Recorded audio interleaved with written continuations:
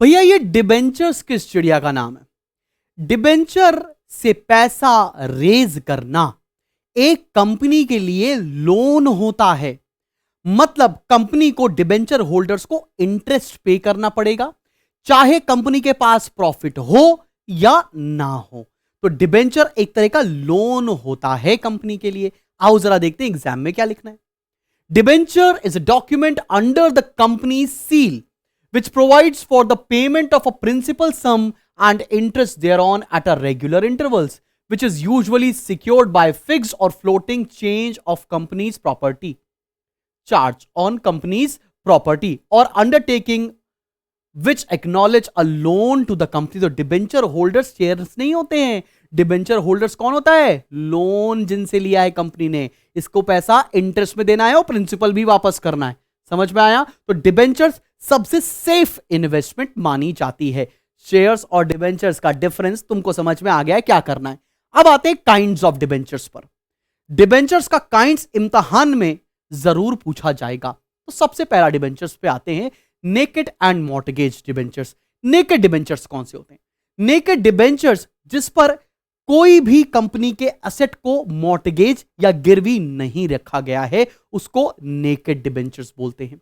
Mortgage debentures का मतलब क्या है? आपने डिबेंचर्स इशू किए, बदले में एज अ सिक्योरिटी आपने कंपनी के किसी फिक्स एसेट्स को मॉर्टगेज या गिरवी रखा हुआ है, उसको मॉर्टगेज डिबेंचर्स बोलते हैं। समझ में आई बात? नेकेड और simple debentures are not secured as no properties pledged और मॉर्टगेज इन देयर इशू। इसको नेकेड या सिंपल डिबेंचर्स बोलते हैं।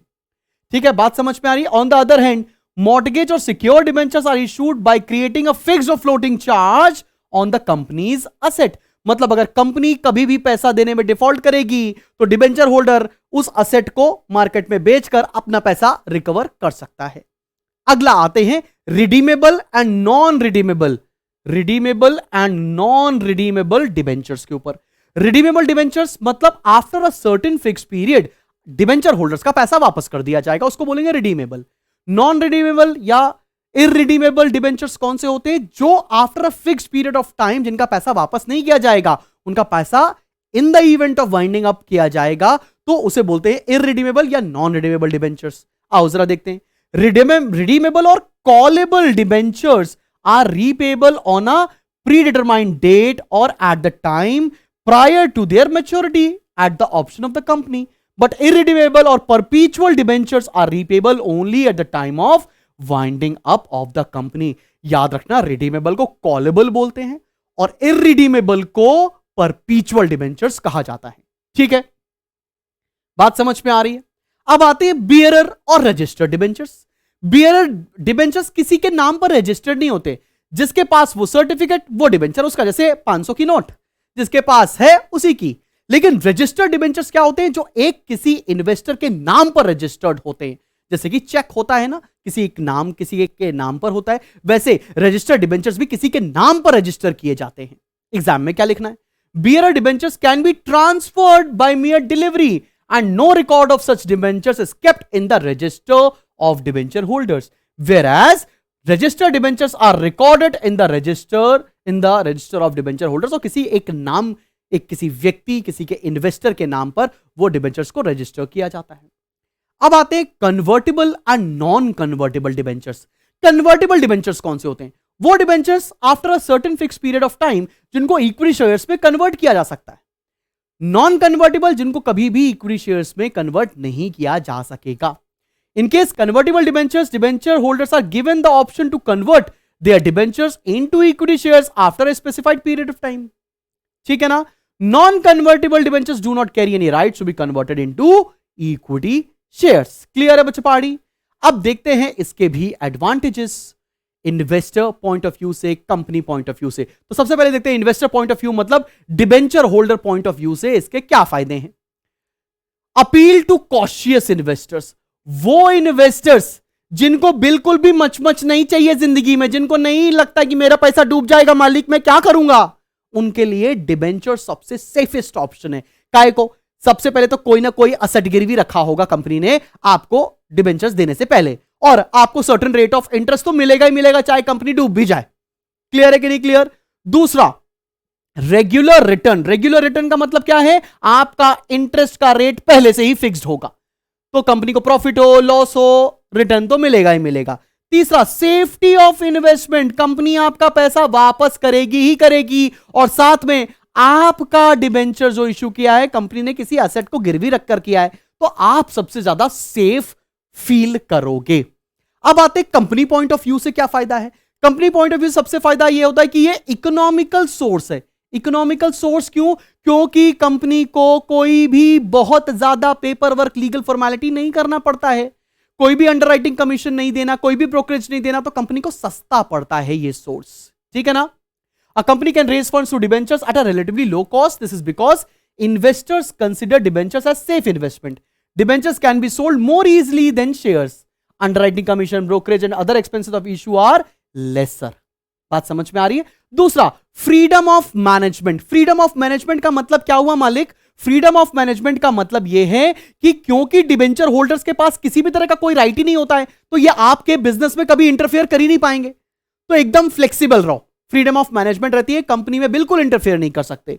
Debentures do not carry voting rights, therefore company can raise funds without diluting और weakening the control of the existing members. Trading on equity का भी फायदा मिल जाता है, बिकॉज आपने पैसा लोन के थ्रू रेज किया है, तो आप इक्विटी को इजीली ट्रेड करके बेनिफिट बना सकते हो। ठीक है ना? Interest on debentures is paid at a fixed rate. After payment of interest, the remaining profits are available to the shareholders. When the earnings of the company increase, the rate of dividends on equity shares can be increased. बात समझ में आ गई बच्चे party? अब आते हैं disadvantages, पढ़ते हैं सबसे पहले कंपनी पॉइंट ऑफ व्यू से। दिक्कत क्या है? Permanent burden on earnings, permanent burden of interest रहता है, बिकॉज प्रॉफिट हो या ना हो, आपको डिबेंचर होल्डर को बाबू इंटरेस्ट तो वापस करना ही करना पड़ेगा। दूसरा, reduction in credit standing, because अगर आपने पैसा डिबेंचर्स के फॉर्म में ले लिया है, तो अब आप और लोन रेज नहीं कर सकते हो, बिकॉज लोन की एक लिमिट होती है और वो लिमिट कम हो जाएगी। ठीक है ना? तो इसमें क्या लिखेंगे? The credit worthiness of a company which has issued large amount of debentures is low, borrowing from banks and financial institutions becomes difficult. अगर आपके ऊपर ऑलरेडी बहुत सारा लोन है, तो आपको फर्दर लोन मिलने में दिक्कत होती है। चार्ज ऑन एसेट, बिकॉज आपको असेट्स को गिरवी रखना पड़ेगा। अगर कुछ भी ऊंच नीच हो गया, कभी भी कंपनी को कोई दिक्कत हो गई, तो आपको असेट्स को बेचना पड़ेगा डिबेंचर होल्डर्स के पैसे वापस करने के लिए, तो ये और बड़ा डिसएडवांटेज है। फिर तीसरा, reduction in dividend. Reduction in dividend का मतलब क्या है? कंपनी को प्रॉफिट से पैसा निकालकर इंटरेस्ट पेमेंट करना पड़ेगा। जब इंटरेस्ट पेमेंट करेंगे तो कम पैसा बचेगा प्रॉफिट का, जो company as a dividend distribute कर सकती है, तो यह भी डिसएडवांटेज होता है कंपनी पॉइंट ऑफ व्यू से। अब देखते हैं debenture holders point of view या इन्वेस्टर पॉइंट ऑफ व्यू क्या होता है। सबसे पहला तो कोई वोटिंग राइट्स नहीं मिलता है, नो वोटिंग राइट्स। कुछ भी कर लो, वोटिंग राइट्स मिलेगा ही नहीं, तो कंपनी एक डिबेंचर होल्डर्स कभी भी कंपनी के ओनर्स नहीं बन पाते हैं। दूसरा, हाई यूनिट प्राइस, मतलब कोई भी डिबेंचर्स में पैसा इन्वेस्ट नहीं कर सकता, बिकॉज डिबेंचर्स महंगे मिलते हैं, शेयर्स तो मिल गए सस्ते में, बिकॉज उसकी नॉमिनल वैल्यू होती है, लेकिन इनके हाई यूनिट प्राइस होते हैं। फिर अनअट्रैक्टिव क्यों? जितने भी इन्वेस्टर्स हैं जो चाहते हैं कि उनकी इन्वेस्टमेंट्स मल्टीफोल्ड टाइम्स ग्रो करे, उनके लिए ये ऑप्शन अच्छा नहीं है, बिकॉज यहां पर कभी भी आपके इन्वेस्टमेंट में कैपिटल गेन नहीं हो पाएगा। So this is it from debentures. अब बढ़ते हैं लोन फ्रॉम कमर्शियल बैंक के ऊपर।